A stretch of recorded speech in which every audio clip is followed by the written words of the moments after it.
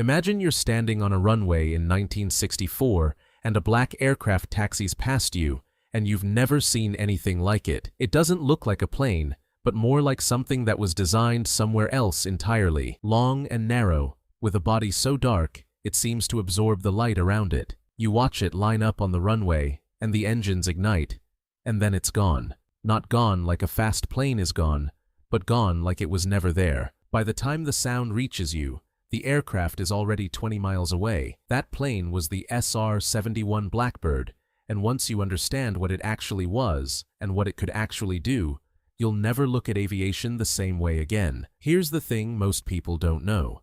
The SR-71 wasn't built to fight, and it wasn't built to drop bombs or shoot down other aircraft. It was built to do one thing: go somewhere nobody could stop it from going and bring back everything it saw.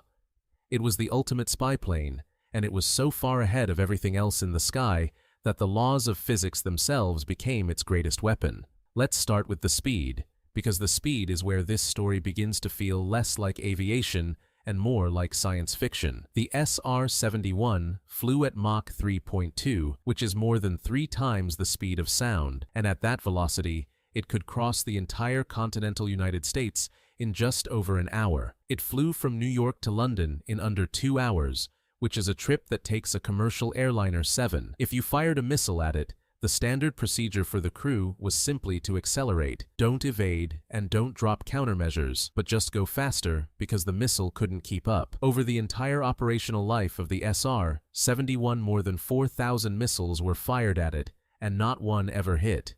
You can't shoot down something that's faster than anything you've ever built to catch it. But here's where it starts to get genuinely unsettling, because the speed wasn't even the most remarkable thing about it. At Mach 3.2, the friction between the aircraft and the air around it generates extraordinary heat, and the surface of the SR-71 reached temperatures of over 300 degrees Celsius during flight, which is hot enough to cook food. The windshield got so hot that pilots could feel it radiating through their gloves, and the aircraft physically expanded during flight by several inches as the metal heated up, which means when it sat on the ground, its panels were deliberately fitted loosely, and the plane leaked fuel sitting still, because the gaps in the panels were built in on purpose. Only at speed, when the aircraft expanded with heat, did everything seal properly. Think about that for a moment, because the plane only stopped leaking when it was traveling at 3 times the speed of sound, 85,000 feet above the Earth. That altitude matters,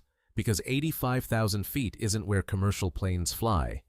Commercial planes fly at 35,000 feet, but the SR-71 flew more than twice that high. At 85,000 feet, the sky above you isn't blue, but dark, and you're at the edge of the atmosphere, where you can see the curvature of the Earth, and below you, weather systems that ground entire air forces look like white patches on a map. The aircraft was so high that conventional anti-aircraft weapons couldn't reach it, and so fast that the ones that could reach that altitude couldn't track it. It existed in a zone where the normal rules of military aviation simply didn't apply. The pilots who flew it didn't fly in normal suits, but wore full pressure suits, the same type worn by astronauts, because at that altitude, if anything went wrong, the atmosphere outside wasn't survivable. They weren't really pilots in the traditional sense anymore, but something closer to spacecraft operators who happened to be moving horizontally instead of vertically.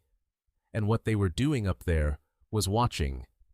The SR-71 carried cameras and sensors so advanced that flying in a straight line at 85,000 feet, it could photograph 100,000 square miles of the Earth's surface in a single hour, and could read a newspaper from the edge of space and map an entire country in a single pass. It flew over denied territory, places the United States wasn't supposed to be, and there was nothing anyone could do about it. The Soviet Union knew it was there and tracked it on radar and launched missiles and scrambled fighters, but none of it worked. The SR-71 flew where it wanted and came back with everything it had seen, and nobody could stop it. Here's the part that nobody really talks about, because the SR-71 wasn't supposed to be possible. When the engineers at Lockheed's Skunk Works division were designing it in the late 1950s, they were working beyond the edge of what aviation science could explain. The heat problem hadn't been solved at that scale, and the engines hadn't been built, and the materials didn't exist yet, so they had to invent everything. The airframe was made from titanium, which was a material so difficult to work with at the time that Lockheed had to develop entirely new manufacturing techniques just to cut and shape it. And the titanium itself was sourced largely from the Soviet Union, the very country the aircraft was built to spy on, because the United States didn't have enough of its own supply.